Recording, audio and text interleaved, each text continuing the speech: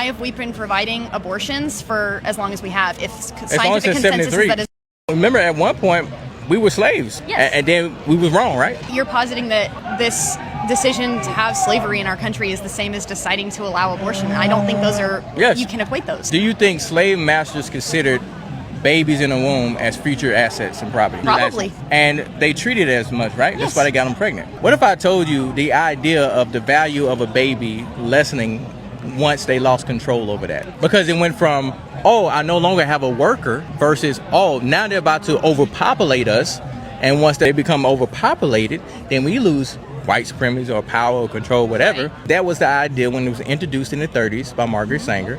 And when she came up, she was a eugenicist. She was like, man, the black population is rapidly expanding. We need to do something about it. Okay. And one of those ways was abortion. Okay, this is phenomenally done. The lady he's speaking with comes up with a very good point. Why would we be doing this thing if it was generally understood that it was bad? And he's addressing that mob mentality fallacy with a very practical solution that does hit to something she already agrees with. The idea that slavery was still bad, even if people thought, yeah, you know what, it's fine, we can do it anyways. But more specifically, he goes into the specifics of, didn't former slave masters treat babies as property? Wasn't that be why they would want them to populate more so that they were able to have more property? And then tying that whole thing in with the idea of eugenics and Margaret Sanger pushing for abortion for eugenic reasons. The whole thing is specific, it's concrete, it hits to the main point while staying on a very simple line. The only thing I would change is asking a question at the end to mark the direction of the conversation. By asking something like, if abortion is bad, well, why would people have blacks as slaves if they also considered that to be bad?